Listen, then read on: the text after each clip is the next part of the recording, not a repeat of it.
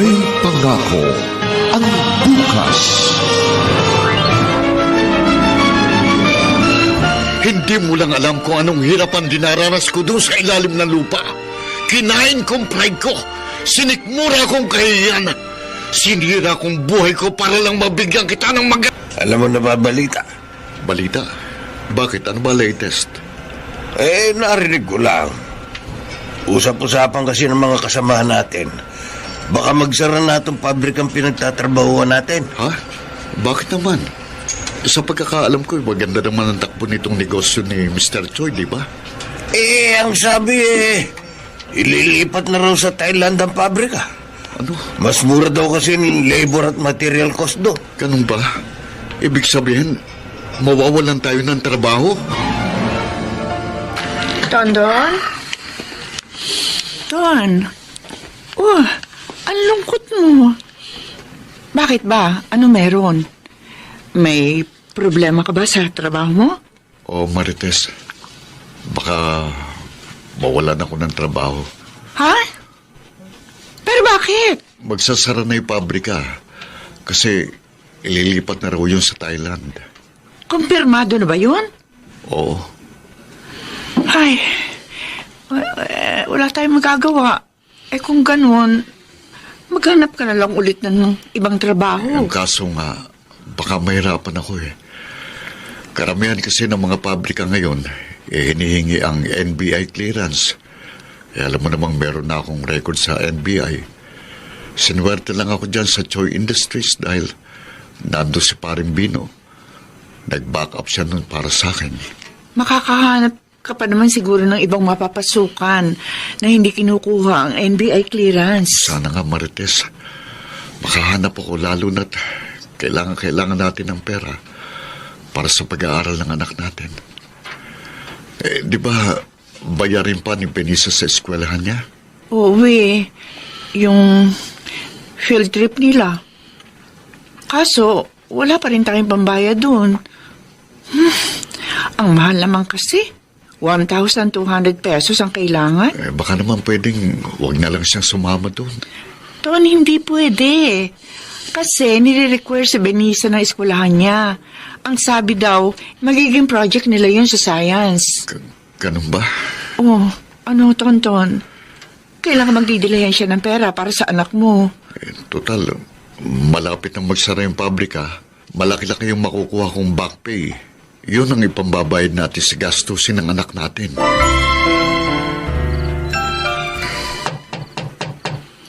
Bukas yan! Pasok ka! Ay, tamang-tamang dating mo.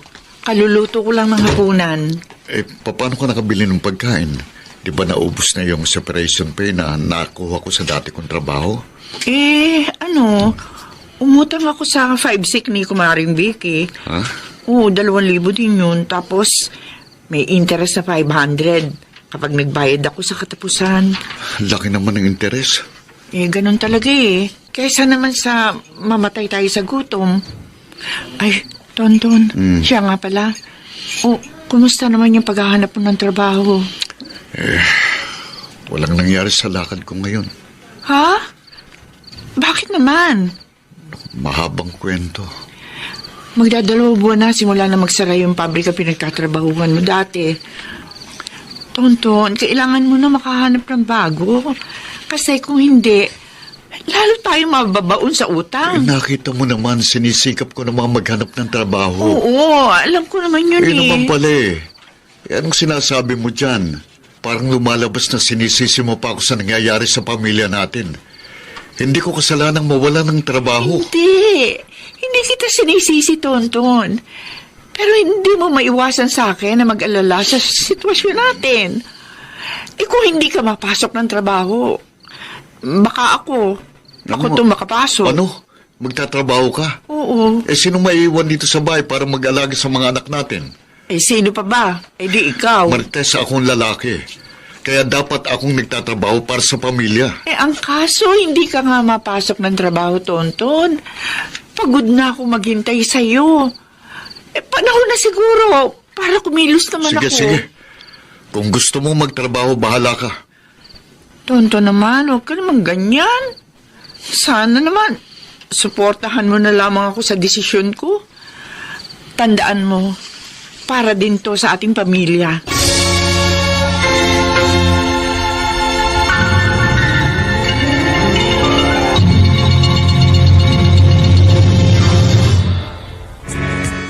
Pare, kumusta na? Bong, ito, ayos naman. Ikaw, may bago ka ng trabaho? Racket lang pare. Mahirap siya pero malaki kikitain. Teka, ikaw ba wala ka pa rin magtrabaho hanggang ngayon? Oo, pare. Yung asawa ko munang nagtatrabaho ngayon. Tama-tama. Ano? Pwede kitang isama sa racket ko. Talaga? Ano bang racket yan? Basta, saka ko na lang sasabihin sa'yo pag pumayag ka na. Hindi ba illegal yan? Mukhang illegal nga. Pare, illegal man o hindi, ang importante, malaking pera maaari natin makuha.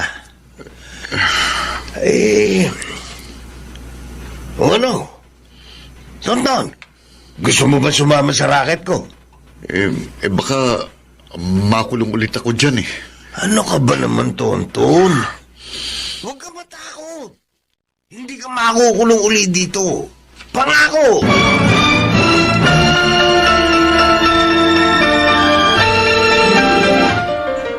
Tonton, pinakikilala ko sa iyo ang mga kasama ko sa grupo. Ito si Kulas, si Chotoy, at ang muse sa grupo, si Nimpa. Welcome sa grupo, Tonton. Ano, Bong? Nasabi mo na ba sa kanya kung anong gagawin niya? Hindi pa, pero alam ko namang kaya yun ni Tonton. Sige, ano ba yung gagawin natin? Mahirap ang ginagawa namin. Tumatagal yun ng halos 1 o 2 buwan. Ha? Pero kapag natapos naman, limpak-limpak ang kinikita namin. Ang tanging mo lang gagawin, mag-uukay ka sa ilalim ng lupa, patungo sa kayamanan. Teka, ano ito? Mag-ukay tayo sa bundok para mag-treasure hunt? Pre, hindi tayo pupunta ng bundok. Dito pa lang sa syudad, marami ng kayamanan. Sa madaling salita, maghuhukay tayo sa ilalim ng lupa, patungo doon sa target natin bangko, pawn shop, o iba pang establishmento na maraming pera. Hindi na natin sila nanakawan ng harapan dahil patago natin yung gagawin. Kaya nga, ang tawag sa grupo namin ay Anay Gang. Ano, Tonton? Sasabi ka ba sa grupo namin? Para kumita ng malaki? Marites, kumusta na ang trabaho mo doon sa pabrika ng mga chicherya? Nakakapagod lang eh. Napagalitan pa ako ng supervisor ko. Bakit? Kasi nagkamali ako ng pag-operate doon sa fryer. Medyo na-delay ng konti yung production. Sabi pa ng supervisor ko, kapag naulit pa yun, matatanggal na rin ako sa trabaho. Pagbutihan mo na lang sa susunod. Marites, sa susunod na linggo, magsisimula na ako sa bago kong trabaho. Ha? Bali, 2 hanggang 4 na linggo akong mawawala. Talaga?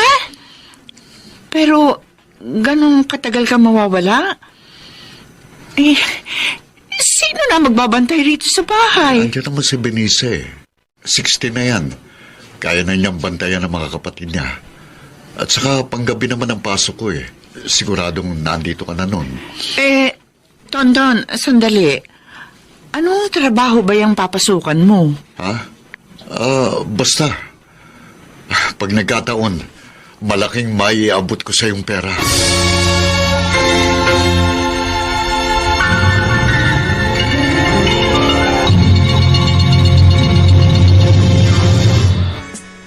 Ton, saan ka pupunta? Hindi ba mamaya ka ba dapat aalis? Medyo napaaga yung usapan eh. Baka maiwan ako ng mga kasamahan ko. Ano yan? Tiko, dadalhin mo sa trabaho? Oo. Teka, Ton, ano ba talaga ang trabaho mo? Huwag mo sabihin sa akin minero ka. Kasi, hello, nasa syudad tayo. Wala tayo sa bundok. Hindi ba't sinabi ko na gumagawa kami ng imburnal sa kalsada? Yun ang bago kong trabaho. Talaga. Pwede ba, huwag ka nang magtatanong. Alis na ako. Baka pagalitan ako ng supervisor ko. O siya, sige, huwag ka magalit. O, basta mag-iingat ka, mahala. Basta huwag mong kalilimutan tumawag sa amin. Hihintayin ka namin ng anak mo.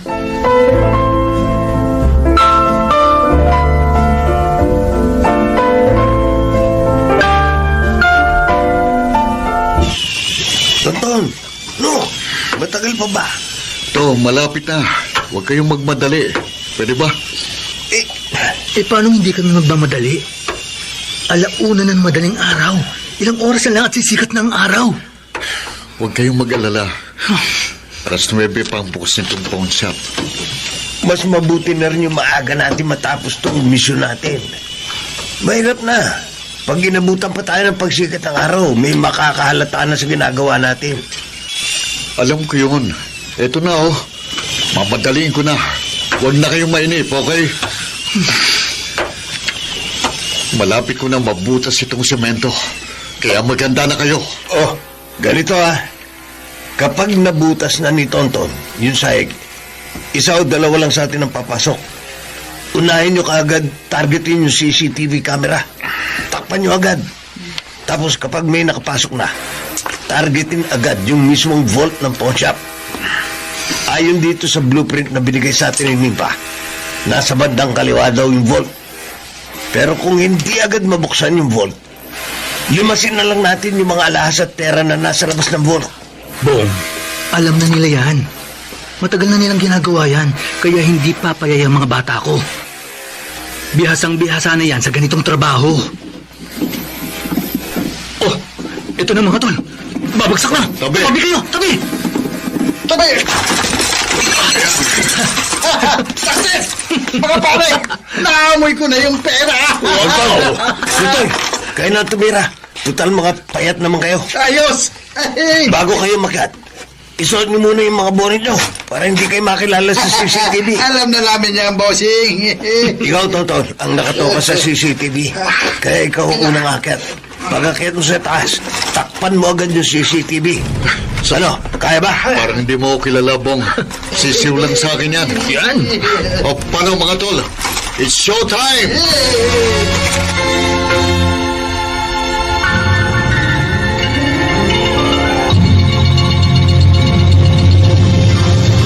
Cheers! Cheers! Biruin nyo, ang tagal din nating nagukay at nagpukpok sa ilalim ng pawn shop na yun. Mahigit 1 buwan din natin ginawa yung misyon na yon. Pero tingnan mo naman, maraming alahas at pera ang nakuha natin. Oy, siya nga pala. Napanood nyo ba yung dun sa balita kanina? Ano yun? Ang sabi mahigit 1 milyon ang nalimas natin sa pawn shop. Yan nga yung sinasabing kasabihan na kapag may tiyaga, may nilaga. Marami na naman tayong pera! Mga tol, paano na pala yung partihan doon sa nakuha natin? Ganito daw yung magiging partihan sa bago nating grupo. Oh. Yung kalahati, kay Boss Chip. Tapos, 10% nung kalahati, suhol sa mga protektor natin. Yung matitira, paghahatian natin 5. Ayun, tamang-tama pala. Nga pala, ano na yung susunod nating titrahin? Uy, meron ako naispatan ha. Bagong money remittance center. Mukhang madaling looban. Talaga, Nimpa? Oo! Huwag kayong mag-alala. Bukas na bukas, magsisimula na ako magmatsyag. Tapos pala, merong house for rent na malapit doon sa remittance center. Ang kulang na lang, yun mismong blueprint ng city plan para malaman natin kung saan yung pinakamalapit na imburnal papunta doon sa target. Pero as always, ako na bahala doon. Uy, yun naman pala sige, Nipa, ikaw na bahala. O pala boys, yun ang susunod natin titirahin. Okay. O, bukas na bukas, kakausapin ko na yung may-ari ng paupahan para mapareserve na natin yung bahay na yun. Ikaw na bahala, Nimpa. Gamitan mo ng karisma mo para makakuha kagad natin yung bahay. Sure!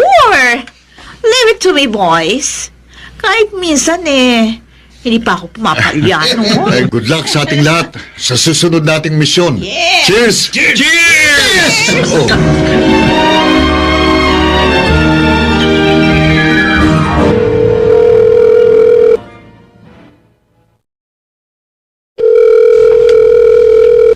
Tonton?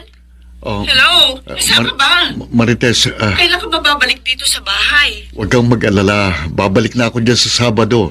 Akala ko ba panggabi lang yung trabaho mo? Hindi mo sinabi sa akin na stay-in ka pala dyan. Tonton, nasaan ka ba talaga, ha? Nandito na ako sa Antipolo. Magtapat ka nga sa akin, Tonton. Marangal ba yung trabaho pinapasukan mo? Ha? Bakit mo naman naitanong yan? Kasi baka bumalik ka na naman sa illegal na gawain Tonton, alalahanin mo, 5 taong ka nang nakulong. Ayoko nang maulit pa yun. Huwag kang mag-alala. Hindi na mangyayari yun. Marangal itong pinasok kong trabaho. Maniwala ka sa akin. Ay, sana naman. Nagsasabi ka ng totoo. Alam kong ginagawa ko. Kaya pakiusap. Magtiwala ka sa akin. Oh, Benisa. Etong pasalubong ko sa'yo. Wow, Papa!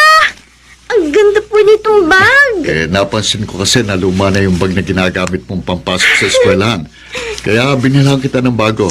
Thank you. Teka, meron pa akong isang regalo sa'yo Talaga po? Eto, surprise! Wow! Ay, bagong cellphone! Thank you, Binili na kita ng latest model ng cellphone para naman hindi ka nahuhuli sa mga kaklase mo. Wow! Marami kang pera. Oh, bakit malungkot ka? Siyempre, meron din akong pasalubong sa'yo. Eto, tanggapin mo. Dami naman ito. O bakit hindi ka masaya? Teka. Ito pa yung pera na panggastos natin sa mga pagkain at iba pang kailangan natin. Nandyan din yung pambayad sa kuryente at tubig, ha? Tonton, ang laking pera nito. Halos 1 buwan din akong nawala. Kaya, nilakihan ko na yung perang bigay ko para sa pamilya. At saka, para hindi yata kapanipaniwalang galing ito sa legal na paraan. Ako, mahal, ayan ka na naman Huwag mo nang isipin yan. Ang importante, hindi na tayo maghihirap sa pera. Ano pa? Magagawa ko? Wala na. Wala na ako magagawa pa. Kung ano man yan, trabaho mo, mag-iingat ka na lang. Ayokong mabalitaan na napahama ka. Dahil dyan sa sinasabi mong trabaho mo. Marites, pangako mag-iingat ako. Hindi ako mapapahamak.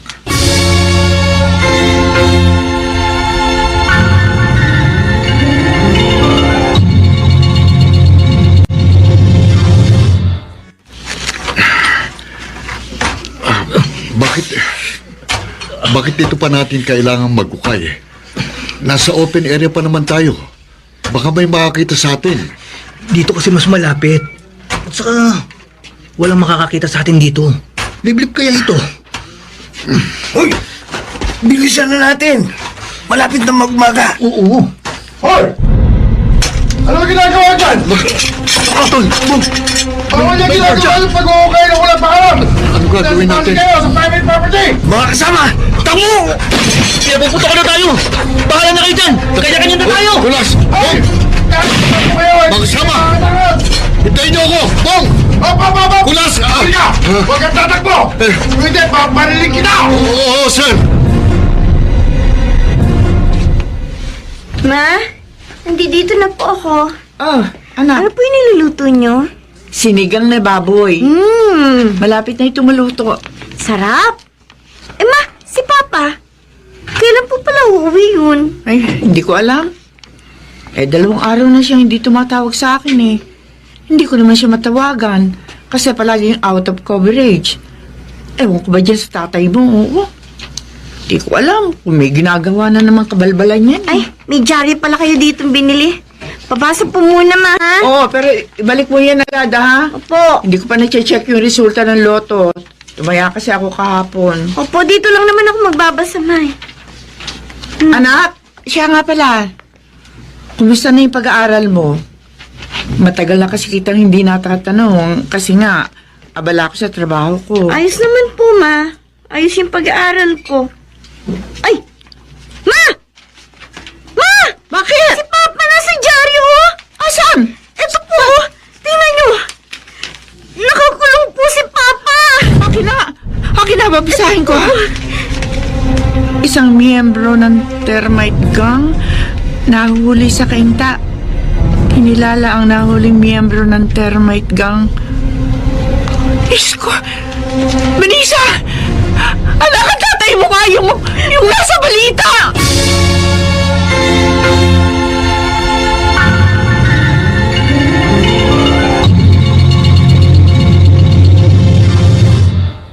Tonton! Malaya ka na uli. Ho? Talaga po? Pwede ka na lumabas. Ayun yung asawa mo. Tonton! Ah, Asawa ko! Mrs. Naasawa niyo. Salamat po, boss. Mahal, tara na. Pupuntahan natin si attorney. Emma, anong palabas yun, ha? Miss Garcia, okay yun, ha? Huwag kang tumawag dyan. Oo nga pala. Napiyasahan ka na ni Boss Chip. Kinakausap naman ng abogado mo yung mga pulis, kaya malaya ka na uli. Alam ko naman yun, eh. Hindi ako pababayaan ng grupo. Pagkatapos nito, balik operasyon na naman tayo. Halika, lakad na tayo. Isa nga pala, yung ibang miyembro, sa Nabong, saan sila nagtatago? Nandun sa safe house. Kaso pa, ngayon ko lang naranasan na nauhuli na may media coverage. Nakakahiya. Baka mapanood dito ng pamilya ko. Huwag ka na mag-alala doon. Makakalimutan din ng mga tao yung itsura ng mukha mo. Tsaka malay mo, hindi naman nanonood ng TV yung mga yun, hindi nakikinig ng balita yung pamilya mo. Tara na, umalis na tayo dito.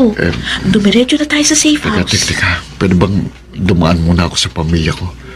Kailangan ko lang silang makausap. Ay, sige, pwede naman. Pero mabilis lang, ha? Siguradong nakamatsyag sa'yo yung mga pulis, kaya kailangan palagi kang alerto. Baka mamaya madamay pa yung pamilya mo. Oo, alam ko. No, sige na. Ihatid kita dun sa anak mo.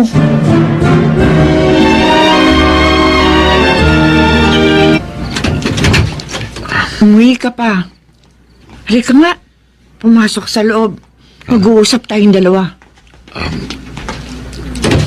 Ang mga anak natin. Natutulog na si Mimi at Carlo. Si Benisa, gumagawa pa ng assignment. Tonton, nabasa namin sa dyaryo yung nangyari sa'yo. Ganun ba? Bakit kailan naman pumasok sa gulo? Akala ko ba matino yung trabaho mo? Nagsinungaling ka sa amin ng mga anak mo. Pasensya na, Marites. Nilagay mo sa kahihiyan ng mga anak mo, Tonton. Alam ko, nahihirapan kang humanap ng matinong trabaho dahil nakulong ka na nga dati. Pero hindi pa rin sapat na dahilan yon para bumalik ka uli sa masamang gawain. Marites, ginagawa ko ito para sa pamilya natin. Maraming paraan, Tonton. Marami kang pwedeng pasukan na marangal na trabaho. Kaso nga, maliit lang ang kita. Paano ko kayo mabubuhay kung maliit lang ang kikitain ko? Anong gusto mo? Makulong uli? Madaling sabihin na marami kong pwedeng pasukan ng marangal na trabaho. Kaso ang tanong, kwalipikado ba ako? Sa palagay mo, tatanggap sila ng dating bilanggo? Wala, Marites. Hindi nila ako tatanggapin. Kung hindi ako gagawa ng diskarte, mamamatay kayo sa gutom at ayokong mangyari yun. Masama ang loob ng mga anak mo sa'yo, Tonton. Tawagin mo sila. Sabihin mong gusto ko silang makausap. Pagkatapos ng kahihiyan, ibinigay mo sa kanila? Ewan ko lang kung gusto ka pa nilang kausapin.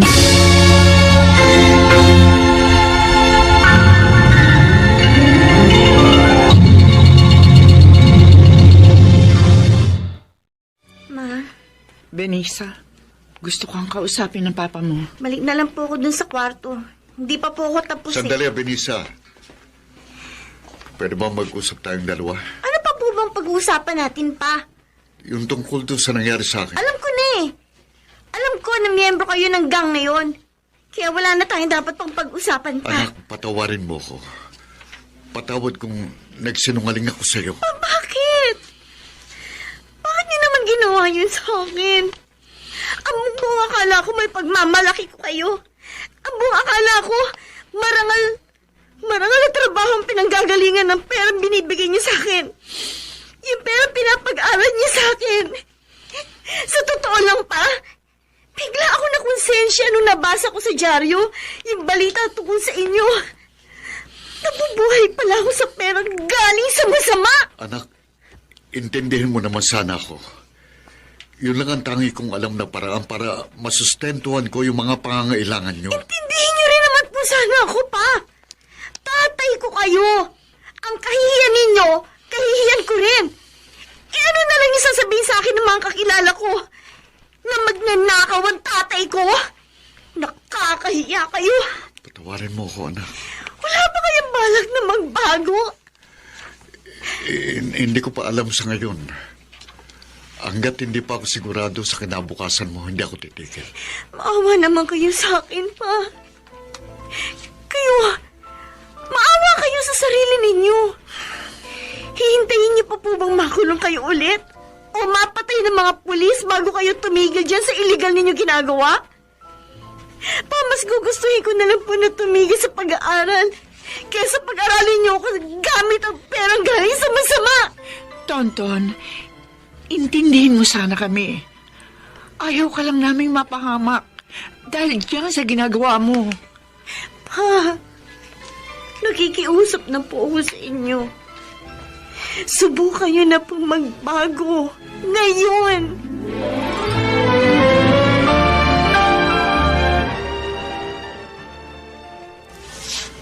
Tol, ayos ka lang ba? Para kang nanlalata eh. Bong, alam na ng pamilya ko yung tungkol sa trabaho ko eh. Ano naman? Siyempre, nagalit sila sa akin. Nako, Nagsinungaling kasi ko sa kanya eh. Ang buong akala niya, marangal yung trabaho ko. Sa totoo lang, nakukonsensya na ako sa ginagawa natin. ano ka ba naman? Ang dami na nating nahukay at nanakawan tapos ngayon ka pa na konsensya. Ikaw ba? Hindi ka ba nakukonsensya? Hindi. Ba't naman ako makukonsensya? Pare, pag tinigil ko to, mamamatay sa gutom ang pamilya ko. Sa panahon ngayon to, kailangan nating maging praktikal. Kung saan may malaking perang kikitain, doon tayo. Ay nako, pagpatuloy mo na lang yung ginagawa mo. Siguro, titigil muna ako. Bakit? Balak mo na bang kumala sa grupo? Hindi naman ako kakalas. Magpapahinga lang muna ako. Ayoko munang madagdagan pa yung galit sa akin ng pamilya ko. Ay nako, bahala ka. Pero kung gusto mong bumalik, welcome ka anytime. Mga tol, magpahinga na kayo. May titirahin pa tayo mamayang gabi. Kulas, di muna natin makakasama si Tonton. Ano? Oo, magpapahinga muna siya. Naku, sayang. Malaking ponsya pa naman ang target natin. Di bale, babawi na lang siguro ko sa susunod. Sa ngayon, mas mahalaga sa akin ang pamilya ko.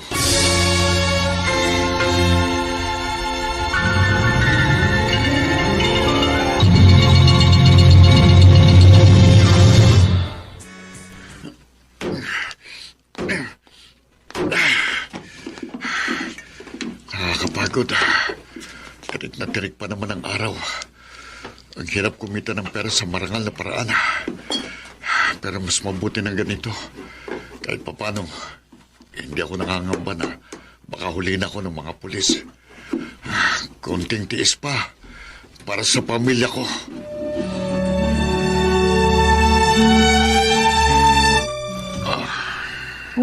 Mukhang pagod na pagod ka.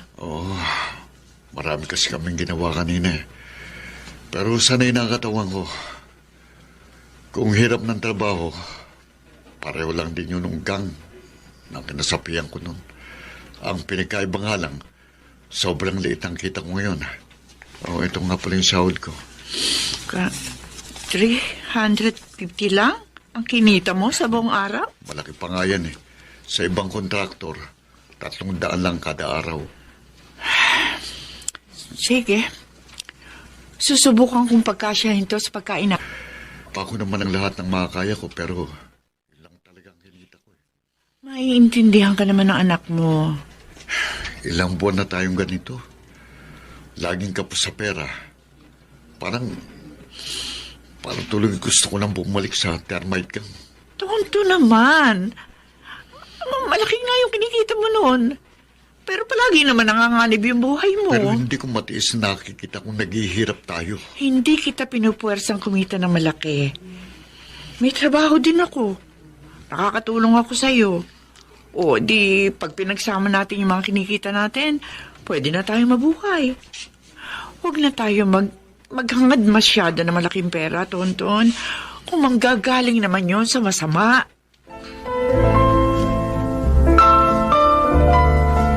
Montes, bakit hindi ka pa nagluluto ng agahan?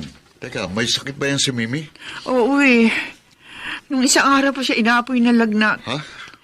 Pinainom ko na ng gamot. Pero wala pa rin epekto. Dali mo na siya sa doktor para magamot na yan. Pero wala tayong perang pampadoktor. Huwag mo isipin yung pera. Basta't dalhin mo na siya sa doktor. At ako nang bahalang magdelihan siya.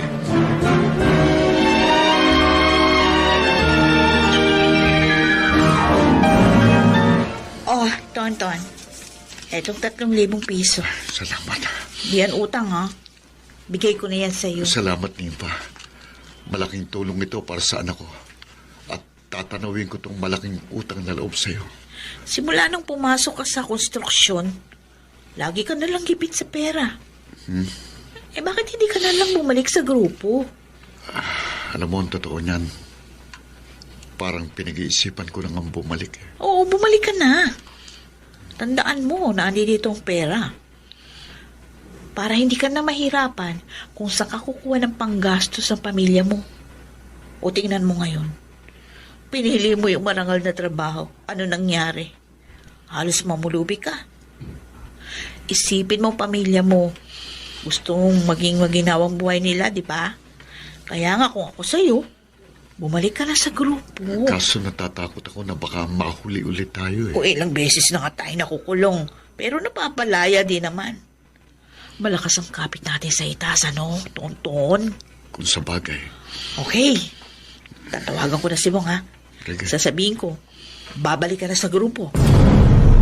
Sabihin mo kay Nimpa, maraming salamat at nagbigay siya sa atin ng 3,000 na ipagamot natin si Mimi. Nakabili pa tayo ng mga gamot niya. Pero marami pa rin tayong mga utang na dapat bayaran. Kailangan na nating makabayad para hindi tayo masira sa kanila. Isa pa nga yun sa pinoproblema ko, Tonton eh.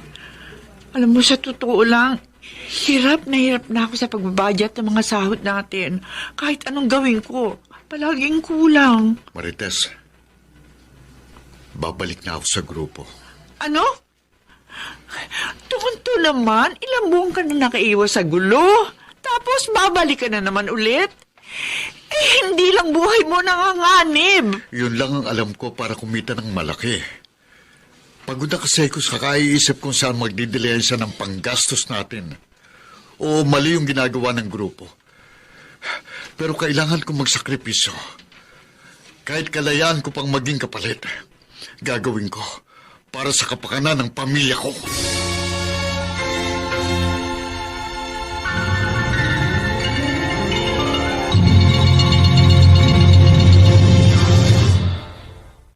Hey, welcome back, pare.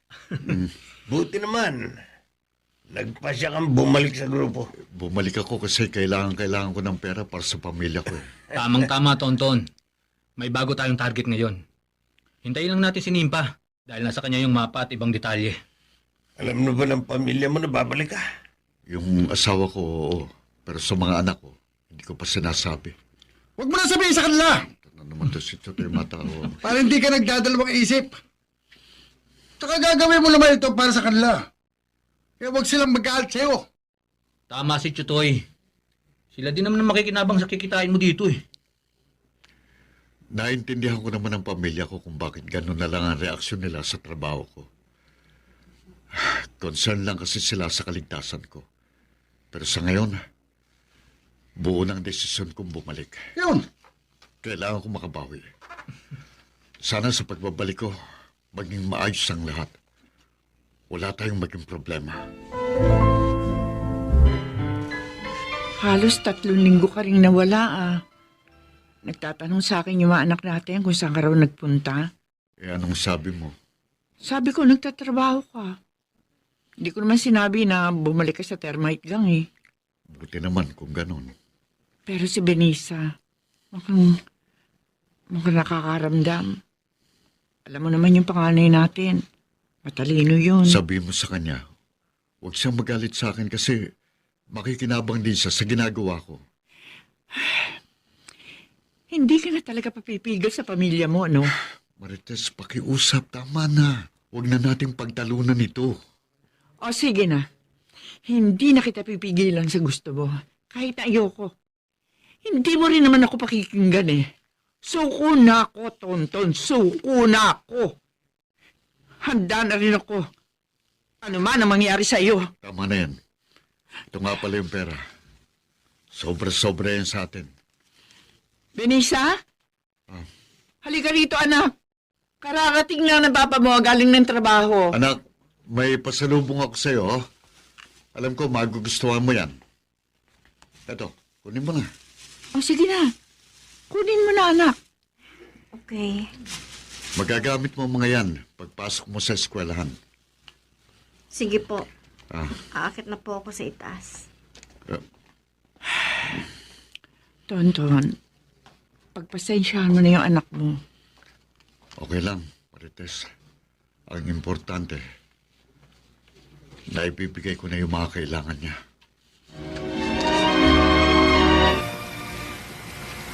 Mga tol, itigil nyo na yan. 4:00 na ng umaga. Mamayang gabi na lang natin ipagpatuloy yan.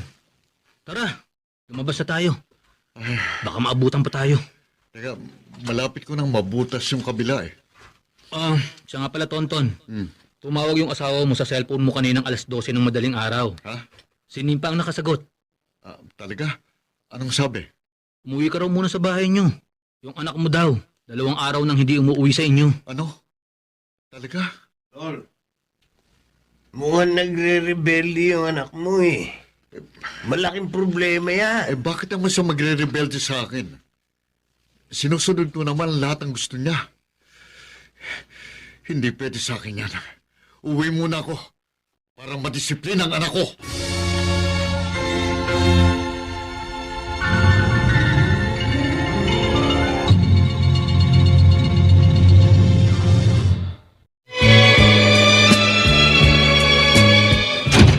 Tonton, bilisan mo. Pumasok ka na. Si Benisa, umuwi na ba? Oo, kauuwi lang. Nandun sa kwarto nila, nagpapahinga na siguro. Kakusapin kong batang yan. Mamaya mo na siya kausapin. Tonton, may sasabihin ako sa iyo mahalaga. Ano yun? Kanina, may pumunta mga pulis dito sa bahay. Hinahanap ka. May kutob ako na may kinalaman niyo sa kaso mo. Kaya nga nagpasya na ako. Lilipat ulit tayo ng bahay. Tonton, kung pwede sana lumayo ka muna sa amin. Baka kasi minamatyagan ka na eh. Madamay pa kami ng mga anak mo. Sige, susunod. Kapag magpapadala ako ng pera, makikisuyo na lang ako sa mga kaibigan ko para sila lang ang magdala sa'yo. Teka, mabalik tayo dyan kay Benisa. Saan siya nagpunta? Ang sabi lamang niya sa akin, nakitulog daw siya sa kaibigan niya. Pero may nadiskubre akong problema sa anak mo. Mukhang nagpapabaya na siya sa pag-aaral niya. Natanggap ko kasi yung mga grades niya na pinadala ng eskwelahan. Halos lahat bagsak. Ano? Tonton, pagsabihan mo yung anak mo. Imbis kasi na mag-aral, nalululong siya sa paglalakwatsa at bisyo. At saka may nakarating pa sa akin na hindi na raw siya pumapasok ngayon sa eskwelahan. Hindi ko palalampasin ito, Marites. Kailangan kong makausap si Benisa.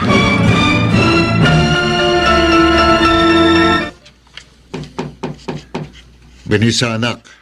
Buksan mo itong pinto. Mag-usap tayong dalawa. Sige na. Kausapin mo naman ako. Anak, buksan mo ito.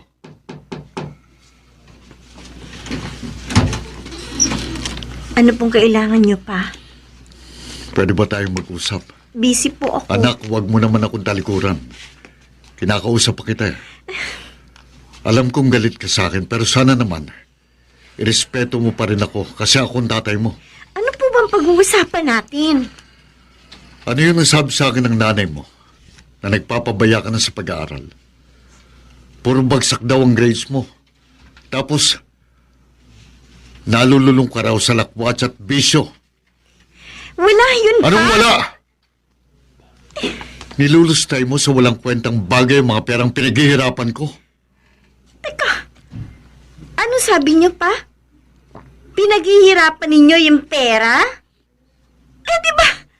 Galing lang naman yan sa nakaw, ah! Ay! Kahit saan ko pa kinuha yung perang yon, wala ka pa rin karapatan na sabihin sa akin yan. Yung mga perang nakuha ko, kanino napunta? Di ba't sa'yo? Yun na nga eh.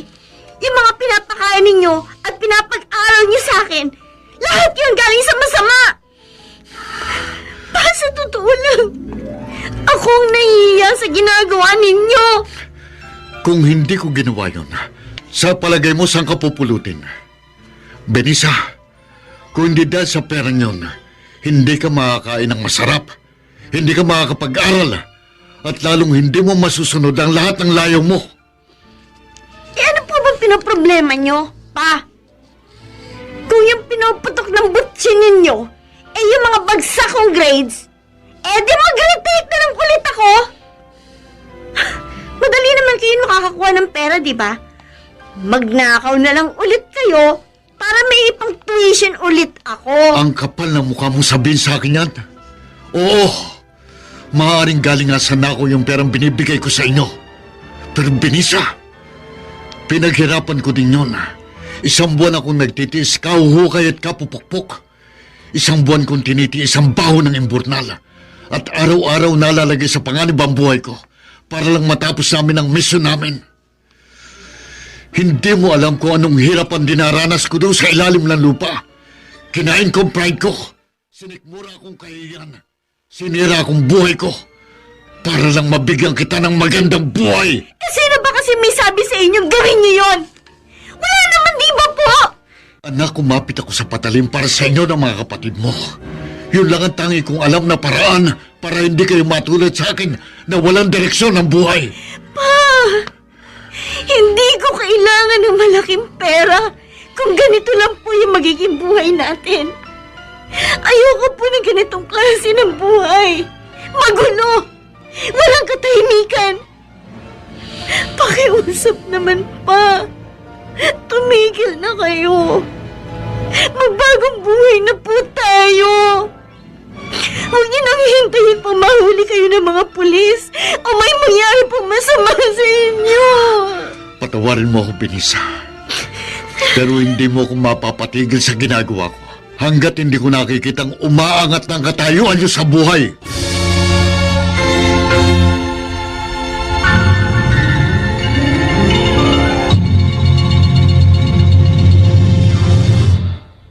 Benisa, saan ka na naman pupunta? Wala na kayo doon. Ano? Anong sabi mo? Bakit ganyan ka na makasagot sa akin, ha? Eh kasi naman, May. Palagi niyo na lang ako hinihigpitan. Eh dyan lang naman ako pupunta kay Raisa, o dyan sa kapitbahay. Anak, hinihigpitan kita kasi ayoko mapariwara ka. Kababae mong tao, baka mamaya kung ano mangyari masama sa'yo sa daan. Pinag-iingat lamang kita nga. Eh yung ginagawa ni Papa, sa palagay ninyo, hindi mapapariwara ang pamilya natin? Linalagay niya tayo sa alanganin, Ma! Anak, alam ko galit ka sa papa mo. Lahat tayo tutol sa ginagawa niya masama. Pero wala tayong magagawa. Kasi konsentidora kayo! Hindi ako konsentidora! Siguro naman narinig mo usapan namin ng papa mo. Ako yung numero unong tutol sa ginagawa niya. Ilang beses ko na siya pinagsabihan pero ayaw niya makinig sa atin. Sa akin! Dahil gusto niyo maibigay ang lahat ng pangangailangan niyo. Pero mali pa rin ang ginagawa niya, Ma. Alam niyo, hindi naman po kami naghahangad ng marangyang buhay. Ang gusto lang po namin, yung tahimik na buhay. Kahit na magdildil na lang tayo ng asin, basta walang mapapahamak po sa atin. At saka, Ma, hindi naman po habang buhay na mahirap tayo. Makakaahon din tayo kung magtutulungan tayong lahat. Yan din ang sinabi ko sa kanya. Pero, Vanessa, naiintindihan ko na galit ka sa papa mo. Pero huwag mong sirain ang buhay mo nang dahil sa nagre-rebelde ka. Dahil sa huli, anak, ikaw at ikaw lang ang magdurusa. Kung magbubulakbul ka, anong pinagkaiba mo sa papa mo? Pareho lang kayong magawa ng masama. Anak, alam ko matalino ka eh. Kaya maiintindihan mo ang sinasabi ko. Oo, mali ang ginagawa ng papa mo. Kaya wag na natin siyang tularan. Gumawa tayo ng tama. Ipakita natin sa papa mo na kaya nating mabuhay sa tama. Sandali! Nariyan ha?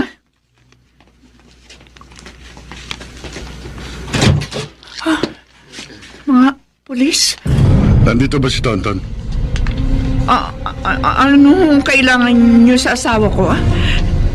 Ito po yung warrant of arrest sa salang pagnanakaw. Men! Halugugin niyo ang buong bahay. Sandali ho! Sandali! Wala dito ang asawa ko! Nasa asawa niyo? Hindi ko alam. Hindi naman ako kasi siya umuwi dito sa bahay eh. Sir! Nalugog na mo namin ang buong kabayan. Pero wala ho. Pasensya na po, Mrs. Pero ginagawa lang namin ang aming tungkulin. May pananagutan sa batas si Tonton. Kapag bumalik siya sa bahay niyo, kumbinsihin niyo siyang sumuko bago pa lumala ang sitwasyon. Hello, Marites. Napatawag ka. Tonton, wag ka nang uuwi na bahay. Kasi nagpunta yung mga pulis dito kanina. Talaga? Oo, may dala silang warrant of arrest. Tonton, wanted ka na. Diyos ko. Susuko ka ba o ano? Tonton, ayoko mapahamak ka. Sigurado gagawa sila ng paraan para mahulang grupo nyo. Pakiusap. Ayoko may mangyaring masama sa'yo. Mahal kita, Tonton, at ayoko mabiyuda. Marites, bahala na. Bahala ng Diyos sa akin. Tonton!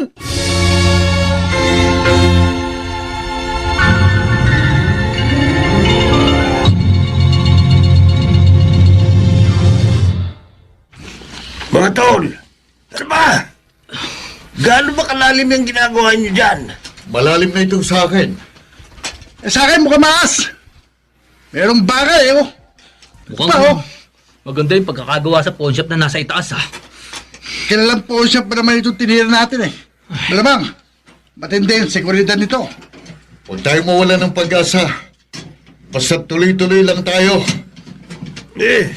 Ay, mga tol! Ano yun? Uy! Ay! Dahan! Uy! Baka mabagsakan tayo niyan! Wala yan! Basta mag-ingat lang tayo! Ha?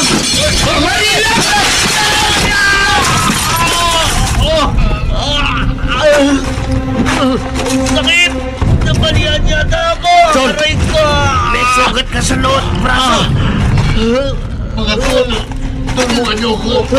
Nataganan ako ng mga pato! Mga tol! Si Tonton! Nataganan yung kalahati ng katawan niya ng mga malalaking tipak ng bato! Tuguan na si Tonton Bong! Dali! Tulungan natin siya!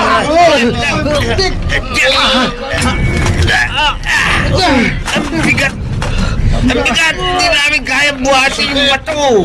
Kaya tayo mga putok ko! Hindi natin kaya buhatin itong mga bato, Bong! Baka kailangan natin humingi ng tulong sa labas! Napapalo ka na ba?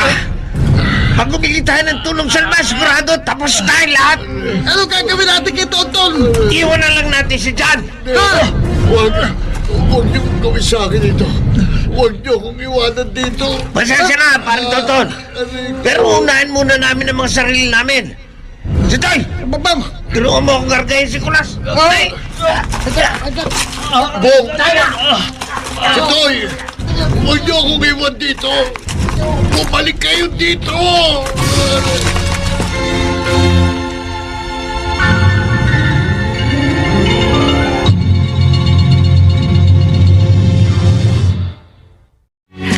Melissa, anak. Ang papa mo. 3 araw ko na siyang hindi nakukontak. Natawagan niyo na po ba yung mga kasamahan niya sa gang? Sinubukan ko na pero hindi ko rin sila makontak. Sobra na ako nag-aalala sa papa mo, Melissa.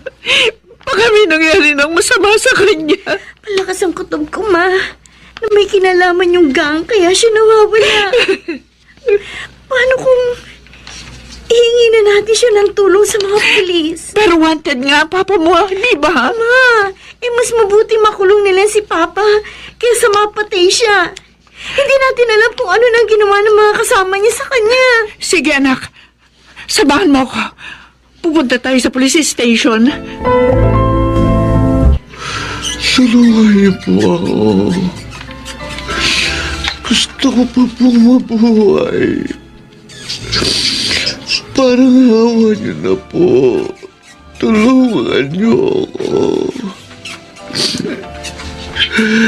Parang hawa niyo na. Iligtas niyo na po sana ako dito sa dilim. Oh, Diyos ko. Nagsisisi na po ako. Ipinapangako ko po sa inyo. Magbabagong buhay na po ako. Iligtas niyo lang po ako dito. Parang awa niyo na po. Ay, Diyos ko. Maawa na po kayo sa akin. Kailangan kong mabuhay. Kailangan ako ng pamilya ko. Pangawa niyo na. Tulong! Tulong! Tulong! Panginoon, nananalangin po ako sa inyo na sana makita na asawa ko. Mahigit na po 3 araw na wala siyang komunikasyon sa akin. Sana po hindi mapahamak ang asawa ko na nasa mabuti siyang kalagayan. Alam ko po malaki ang pagkakasala niya sa inyo. Pero ako na pong humihingi ng kapatawaran niyo, Panginoon. Panginoon, sana po huwag masira ang aming pamilya. Panatilihin niyo sana kaming matatag at puno ng pagmamahalan. Ito po ang aking dalangin sa ngalan ng iyong anak na si Jesus. Amen.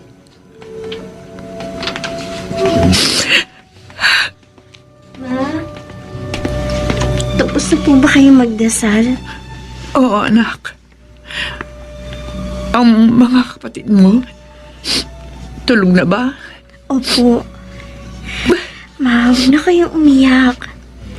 Naniniwala ko na hindi po pababayaan ng Diyos si Papa. Sana nga, anak. Sana nga makabalik pa sa atin ng buhay ang papa mo. Ma, nagre-ring ang cellphone niyo. Oo nga. Teka. Sasagutin ko lang to. Hello? Mrs. Garcia, pasensya na po sa istorbo. Sir, yes, sir. Ano po yun? Alam na po namin kung nasa ang asawa niyo at nasa panganib po ngayon ang buhay niya. Ano po? Si Tonton. Naku, Diyos ko po. Ang asawa ko.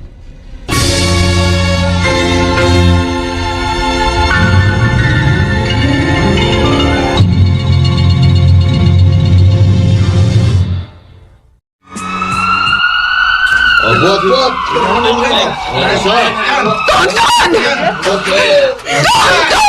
Asawa ko! Kumusta na ang asawa ko? Buhay pa ba siya? Buhay pa ba ang asawa ko? Mrs., buhay pa po ang asawa ninyo. Nawalan lang po siya ng malay. Dadalhin po namin siya sa ospital. Sasama ko kami sa ospital. Kailangan ko mabantayan ang asawa ko. Makiusap. O sige po, sumama na po kayo sa ambulansya.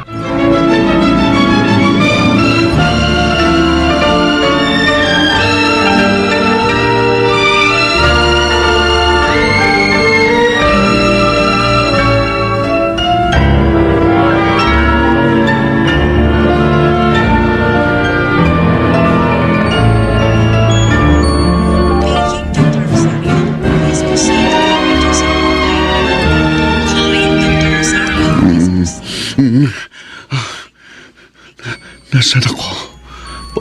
Patay na ba ako? Salamat sa Diyos. Nagkamalay na kayo. Tonton, Marites, mahal ka pa rin ng Diyos. Dahil iniligtas ka niya sa kamatayan. anong nangyari sa kanang paa ko? Kailangan daw putulin, sabi ng mga doktor. Dahil matindi ang pinsalang natamo nun. Ang mahalaga pa, buhay kayo. Hindi na ako makakauwi sa bahay. Dahil makukulong na ako paglabas ko dito sa ospital. Kailangan mong panagutan ang kasalanan mo sa batas. Pero huwag mong isipin na magiging miserable na ang buhay mo. Gawin mong oportunidad dito para makapagbagong buhay. Huwag kayong mag-alala pa. Hindi namin kayo pababayaan. Marites, Benisa, maraming salamat sa inyo. Hindi niyo ako iniwan. Pangako, magpapakabuti na ako.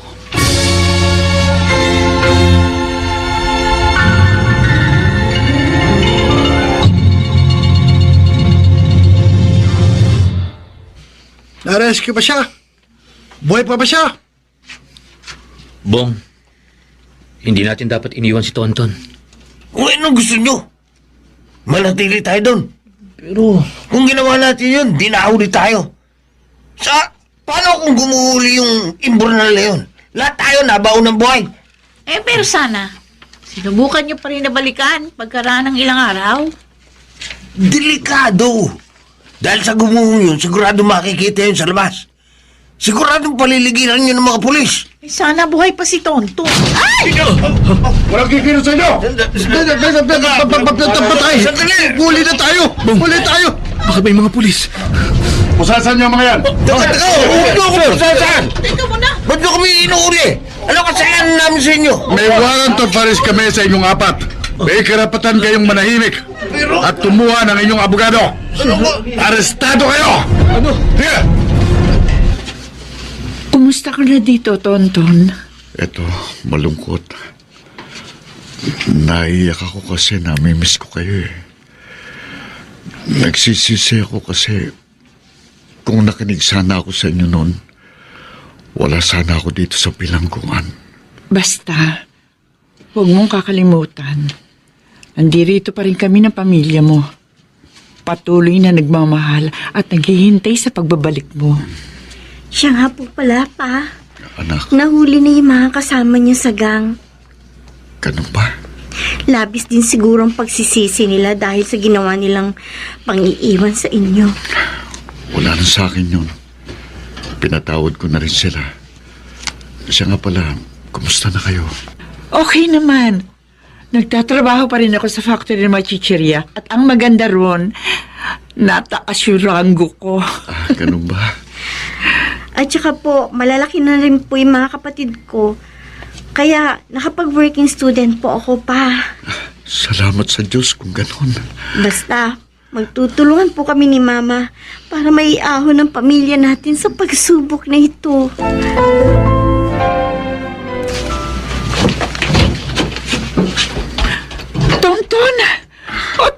Tonton, mahal! Marites.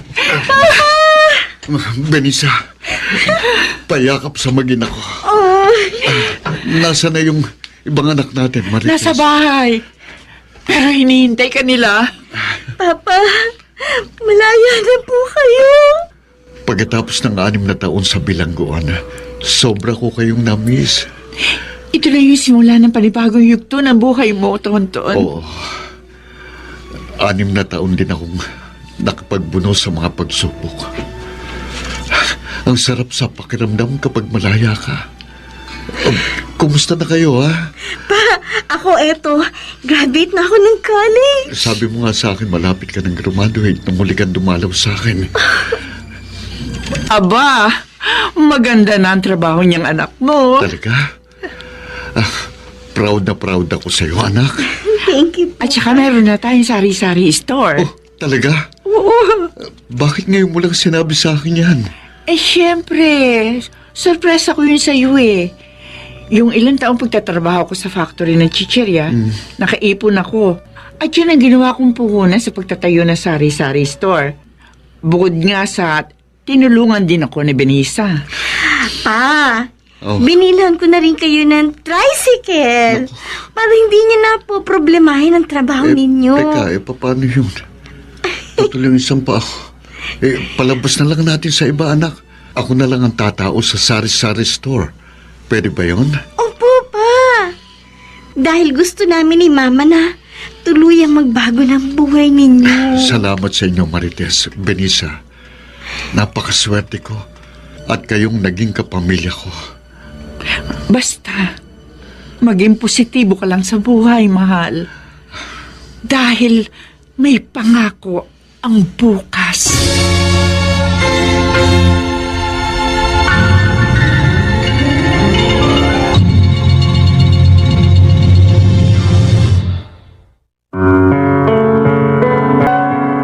Sumainyo mga kaibigan, ang aming itinampok na kasaysayang alam po naming inyong kinalugdan at kinapulutan ng magandang aral sa buhay, pinamagatang Sinira ko ang buhay ko para lang mabigyan kita ng magandang buhay.